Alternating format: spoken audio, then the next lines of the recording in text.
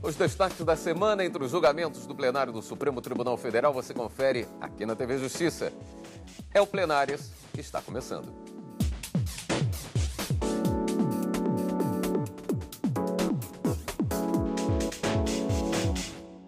Hoje com os principais momentos das sessões dos dias 13 e 14 de junho de 2018. Uma semana puxada, né, Gisele? Sim, porque nós tivemos sessão na quarta-feira pela manhã, na quarta à tarde e na sessão à tarde de quinta-feira, né? Durante esse mês todo nós teremos sessões às quartas-feiras pela manhã. Agora, interessante, William, que foram temas assim que demandaram bastante discussão no plenário, principalmente em relação ao tema que nós vamos comentar, que foi julgado na quinta-feira. Na quarta nós tivemos o julgamento pela manhã de uma ação direta de inconstitucionalidade. Na quarta à tarde nós tivemos duas ações diretas de inconstitucionalidade que foram julgadas. E na quinta, houve a finalização dessas ações diretas de inconstitucionalidade e o julgamento de duas arguições de descumprimento de preceito fundamental sobre condição coercitiva. Deixa eu começar então com as sessões de quarta-feira. Por unanimidade, o plenário do Supremo Tribunal Federal julgou procedente a ação direta de inconstitucionalidade 553, pela qual o governador do estado do Rio de Janeiro questionou dispositivos da Constituição Estadual referentes à criação do Fundo de Desenvolvimento Econômico, direcionado ao apoio e estímulo a projetos de investimentos industriais prioritários no Rio. A decisão foi tomada em sessão extraordinária realizada na manhã da quarta-feira. Em ação direta de inconstitucionalidade, o governo do Rio de Janeiro questionou a criação do Fundo de Desenvolvimento Econômico. A medida, para estimular projetos industriais do estado, previu o repasse de 10% por ano do Fundo de Participação dos Estados. O fundo foi criado pelo Constituinte Estadual sem a participação da chefia do Poder Executivo e, ao assim proceder, violou de maneira clara e evidente o princípio da independência harmônica entre os poderes, e são essas as razões pelas quais o governador do Estado pede pelo reconhecimento da inconstitucionalidade do dispositivo. Os ministros consideraram o pedido procedente. Essa ação questiona-se a validade constitucional do parágrafo 1º do artigo 226, que, como foi aqui acentuado pelo advogado, é uma renumeração do, inicialmente, 223 daquela Constituição, e que estabelece exatamente a criação de um fundo e a vinculação desses recursos, o carimbo destinado a este fundo, sendo que o inciso 4 do artigo 167 da Constituição veda a vinculação de receita de impostos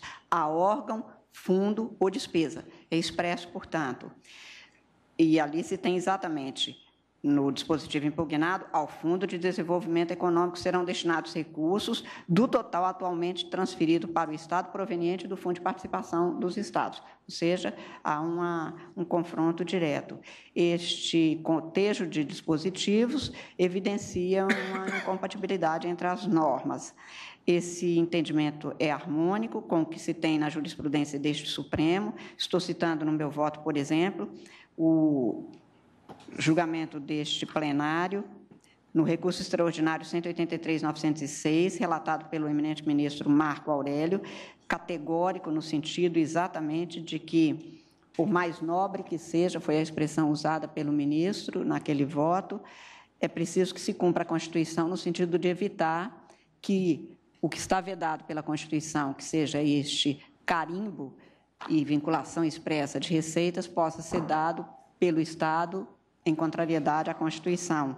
No mesmo sentido, estou citando, por exemplo, ação direta 1759, relatada pelo ministro Gilmar Mendes, ação direta 2529, também do ministro Gilmar Mendes, a agravo regimental no recurso extraordinário 419.795, do ministro Marco Aurélio, também do agravo regimental 634.243, do ministro Carlos Brito, e quanto ao artigo 56, como disse, eu estou declarando o prejuízo por ter se exaurido há 18 anos a vigência daquela norma. Estou votando no sentido, portanto, de julgar prejudicado o pedido quanto ao artigo 56 do ato das disposições constitucionais transitórias e procedente no que se refere ao parágrafo 1º do artigo 226 da Constituição do Estado do Rio de Janeiro. plenário também analisou as ações diretas de inconstitucionalidade que contestaram o decreto do Estado da Bahia que regulamenta o direito de greve. Os autores, o Partido dos Trabalhadores e o Conselho Nacional dos Trabalhadores da Educação, alegaram que a norma fere a competência da União de regular o tema. A ministra Carmen Lúcia, relatora das ações, entendeu que o decreto apenas estabelece providências a serem tomadas em caso de paralisação de servidores estaduais para que serviços essenciais não sejam comprometidos. Eu estou afastando ao argumento de que, na verdade, está tratando fundamentalmente das consequências administrativas e da atuação da administração em termos de tratamento a ser dado quanto aos serviços que não podem ficar parados, então, contratação de servidores temporários, e quanto aos servidores, nada que destoe do que nós já permitimos, inclusive, em mandado de injunção. Os ministros Edson Fachin, Rosa Weber, Luiz Roberto Barroso e Marco Aurélio apresentaram divergências ao voto. Os ministros Alexandre de Moraes, Dias Toffoli e Gilmar Mendes acompanharam a relatora. O julgamento, no entanto, foi suspenso por não haver posicionamento com o mínimo de 6 votos, já que os ministros Luiz Fux, Ricardo Lewandowski e Celso de Mello não estavam presentes.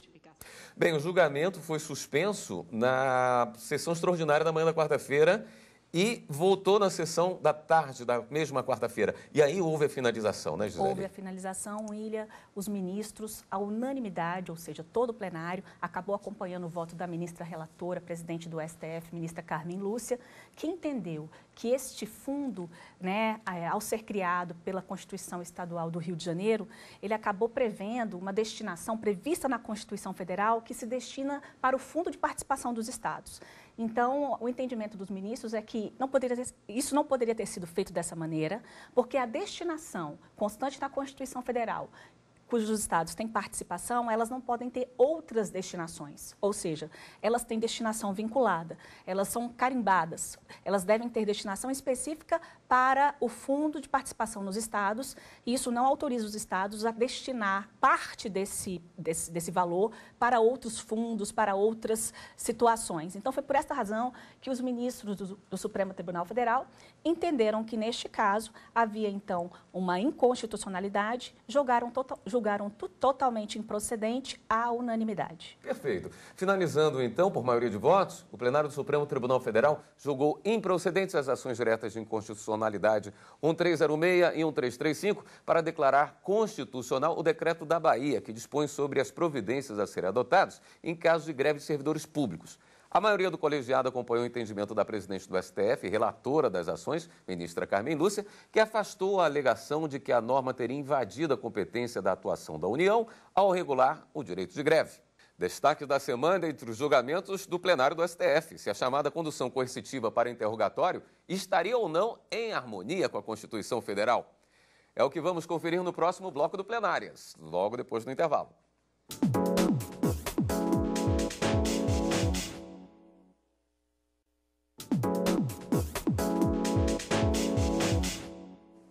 Plenárias está de volta.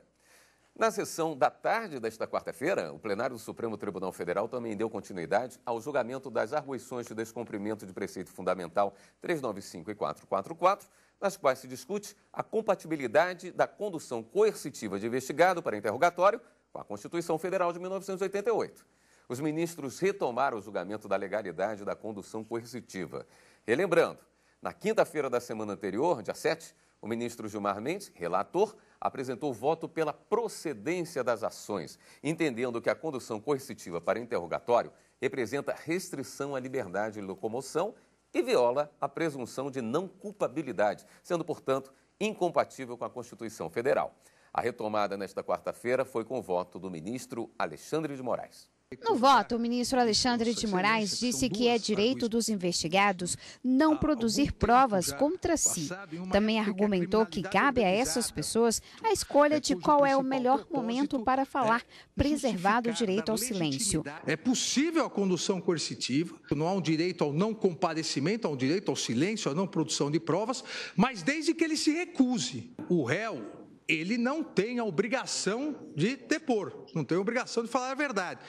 Mas ele também não tem, a meu ver, o direito de se recusar a participar de um ato de investigação, um ato de persecução penal previsto de forma regulamentar no devido processo legal. O que ele tem é o direito de, ao comparecer, se negar a falar, recusar eventual colaboração, mas ele deve comparecer. Não me parece também procedente as alegações de que a condução coercitiva, desde que descumprida injustificadamente a prévia intimação, seja somente permitido no curso da ação penal. O artigo 260 fala que a medida pode ser determinada pela autoridade. E a interpretação sistemática do Código de Processo Penal nos mostra que toda vez que foi utilizado esse termo pela autoridade, o legislador, de forma genérica, conscientemente, quis se referir tanto à autoridade policial quanto judicial. Quando pretendeu distinguir, expressamente escreveu autoridade policial, como, por exemplo, artigos 6º e 13 do Código de Processo Penal, ou simplesmente juiz, artigos 251 a 256.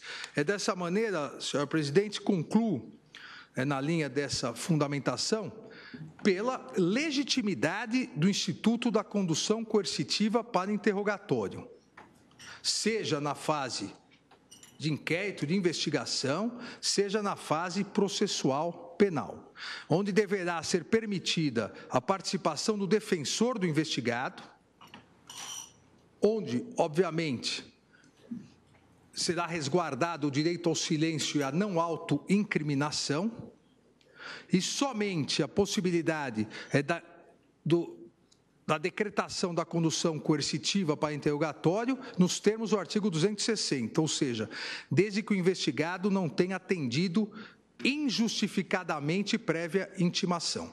Voto, portanto, e aí peço vênia para divergir parcialmente de Sua Excelência o ministro Gilmar, ministro relator, voto no sentido da procedência parcial das ADPFs 395 e 444, com a declaração parcial de inconstitucionalidade, sem redução de texto, do artigo 260 do Código de Processo Penal, para excluir a possibilidade de decretação direta da condução coercitiva, sem prévia intimação, com base no poder geral de cautela do juiz. É o voto, senhor presidente.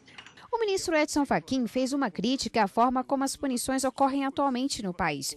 O terror e suas formas têm diversas faces. Nas ditaduras, vem nas sombras. Nas democracias, ele se disfarça em apuros linguísticos de verniz, a fim de turvar a realidade. Alterar um sistema de justiça criminal notadamente injusto. Esse é o destino dos preceitos fundamentais esculpidos na Constituição.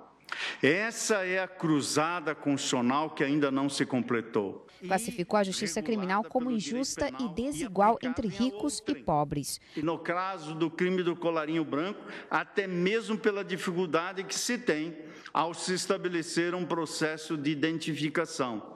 É que os criminosos dessa altura ostentam estereótipos sedutores. São pessoas que tendem a ser admiradas e tratadas como exemplo de sucesso.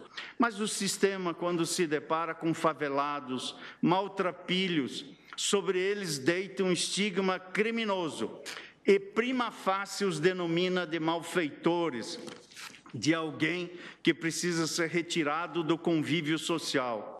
Outros votos dos ministros na sessão da quarta-feira sobre a condução coercitiva.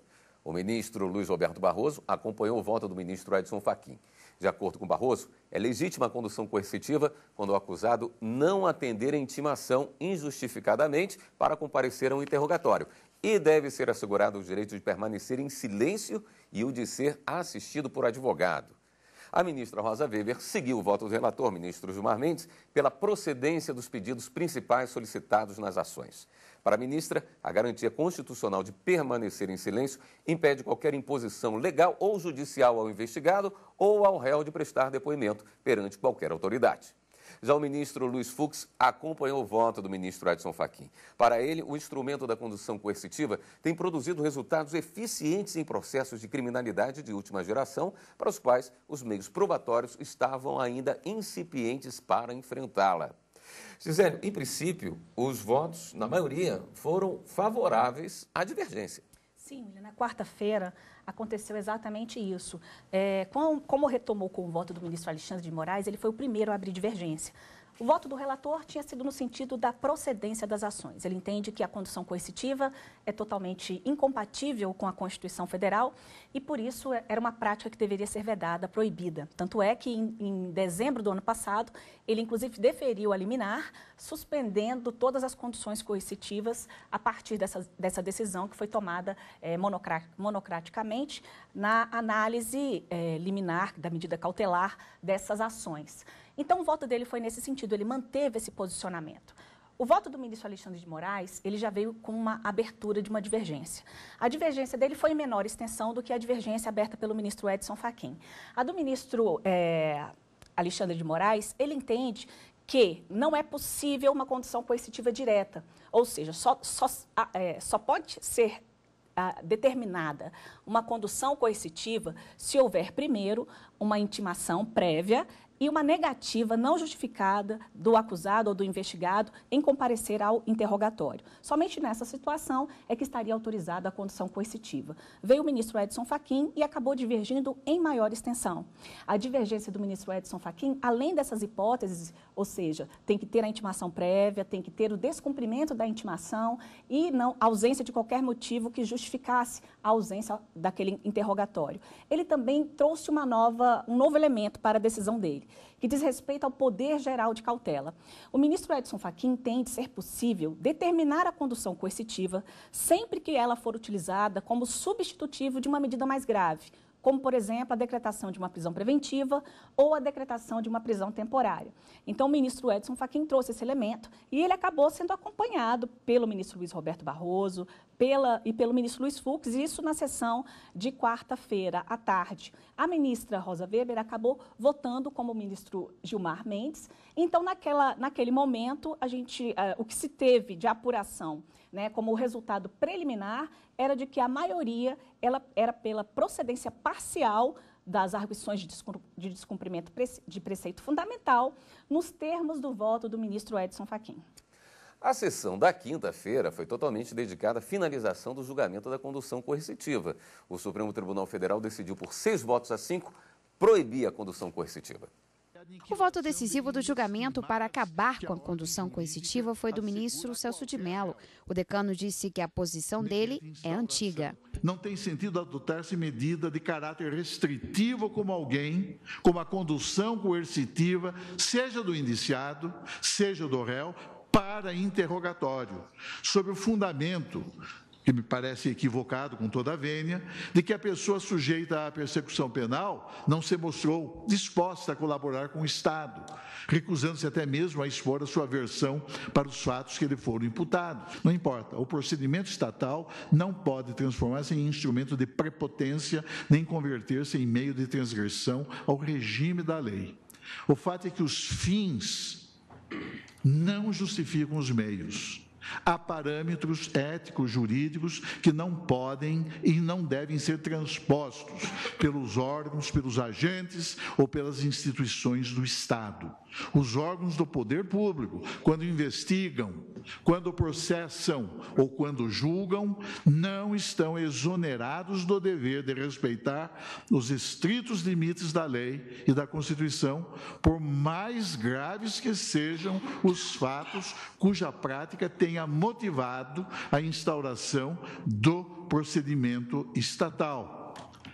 Cabe advertir por isso mesmo, tal como relembrou ontem em seu douto voto o eminente ministro Alexandre de Moraes, que a exigência de respeito a esse sistema de princípios e valores que a nossa ordem constitucional consagra não frustra, nem impede o exercício pleno por qualquer órgão estatal dos poderes investigatórios e persecutórios de que se acha investido. É, portanto, senhora presidente, na Constituição, sobretudo na Constituição, e também nas leis, mas não na busca pragmática de resultados, independentemente da adequação dos meios à disciplina imposta pela ordem jurídica, que se deverá promover a solução do justo equilíbrio entre as relações de tensão que emergem do estado de permanente conflito entre o princípio da autoridade e o valor da liberdade. O ministro Dias Toffoli foi o primeiro a votar na sessão de hoje.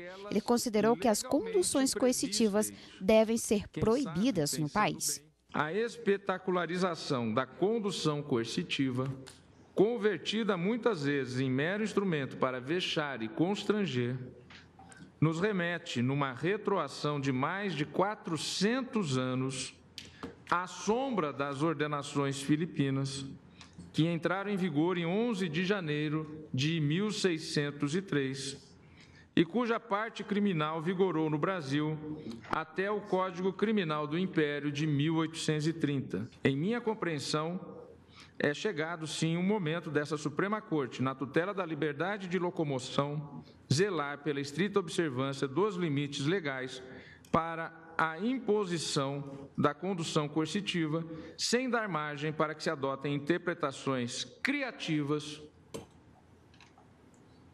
que atentem contra o direito fundamental de ir e vir e a garantia do contraditório, da ampla defesa e a garantia da não autoincriminação. O ministro Ricardo Lewandowski falou que no início do processo penal, as garantias individuais precisam ser amplamente preservadas. Ele também votou contra a condução coercitiva. Se o réu for devidamente intimado para o seu interrogatório e não comparecer no dia e local indicados na intimação, outra consequência não poderá ser extraída, senão a de que preferiu simplesmente não comparecer, não havendo nessas hipóteses a necessidade de adiamento de audiências ou a realização de diligências para trazê-lo ao fórum, entre aspas, debaixo de vara. Ao se posicionar pela não validade da condução coercitiva, o ministro Marco Aurélio criticou as prisões temporárias usadas para substituir essa medida. A razão de ser da condução coercitiva está na Constituição Federal, que revela que não há uma razão de ser para ela ser implementada, a não ser, repito, o desgaste irreparável do conduzido. A presidente do Supremo, ministra Carmen Lúcia, foi a única na sessão de hoje a ser favorável ao instrumento de condução forçada para depor. A ministra disse que os abusos podem ser combatidos. É certo que todo e qualquer abuso haverá de ser coartado, é inaceitável, mas para os excessos aos meios jurídicos adequados. Não vislumbro, e deixo isso claro no meu voto, qualquer confusão entre o Instituto da Condução Coercitiva e o direito ao silêncio constitucionalmente assegurado para a plena eficácia do direito de não se incriminar em toda a sua extensão, o que foi agora no voto brilhantíssimo do ministro Celso de Mello, amplamente minudenciado. Gisele, vamos fazer um balanço geral disso, então? Como é que ficou a questão da condução coercitiva? A condução coercitiva no Código de Processo Penal, ela era prevista exatamente nessas situações em que, uma vez intimado, a pessoa não comparecia, ou acusado ou investigado, para poder prestar o interrogatório, e a partir daí a autoridade, então, estava autorizada a determinar a condução dessa pessoa coercitivamente, ou seja, obrigava ela a comparecer. O que o Supremo decidiu? Por maioria, uma maioria bem apertada, William, prevaleceu a procedência das arguições de descumprimento de preceito fundamental, exatamente no sentido de declarar que esse dispositivo do Código de Processo Penal, ele não foi recepcionado pela Constituição Federal, ou seja, elas estão proibidas. Conduções coercitivas não podem mais acontecer. Nós tivemos um debate muito interessante no plenário, porque o que se discute, na verdade, são os limites do Estado nesse dever de investigar e de apurar as infrações penais. Mas, por outro lado, existem direitos que precisam ser preservados. O que prevaleceu foi exatamente o entendimento de que o direito à liberdade de ir e vir, o direito direito a não se autoincriminar, o direito ao silêncio, eles devem ficar preservados. Então, se a finalidade da condução coercitiva é para que o acusado ou investigado seja interrogado e o próprio direito prevê que, uma vez estando lá para ser interrogado, ele pode usar do direito de permanecer em silêncio, de permanecer calado, sem que isso implique em qualquer prejuízo para a sua defesa, então, o que os ministros chegaram à conclusão é de que não seria possível, então, obrigá-lo a comparecer, já que ele tem o direito de não falar nada. Seria, então, um contrassenso. Foi essa posição que prevaleceu, William. Outro ponto também que foi muito discutido, inclusive, o ministro Dias Toffoli fez questão de frisar o posicionamento dele, foi no sentido de que, em se tratando de matéria de processo penal, em direito penal, deve-se agir de acordo com o que está na lei. Então, ele acabou afastando a possibilidade do juiz poder se utilizar do poder geral de cautela, que existe lá na previsão do Código de Processo Civil, dizendo que no processo penal isso não seria possível. Ou seja, o juiz não poderia adotar a condução coercitiva como uma medida substitutiva de prisão temporária, de prisão preventiva ou de qualquer outra medida restritiva de liberdade. Então, foi esse entendimento que acabou prevalecendo, no sentido de resguardar a liberdade do direito de ir e vir, de resguardar o direito ao silêncio, o direito a não ser obrigado a se autoincriminar. William, foi nesse sentido que os ministros decidiram. A partir de agora, então, estão proibidas as conduções coercitivas. Isso não se aplica para testemunhas, peritos. O que o Supremo analisou foi em relação a investigado e acusado no âmbito das investigações que são feitas normalmente pela Polícia Civil ou Federal, ou no âmbito do processo, da instrução processual, onde se fala, já não chamo mais de de investigado, a gente passa a chamá-lo de acusado, de réu. Então, não se aplica para testemunhas, não se aplica para peritos, nem para outras pessoas que contribuem para o processo penal. Explicadinho, foi um prazer recebê-lo aqui no plenário, Gisele. É um prazer todo meu. Muito obrigado também pela sua companhia e continue com a gente aqui na TV Justiça. Até o próximo Plenárias.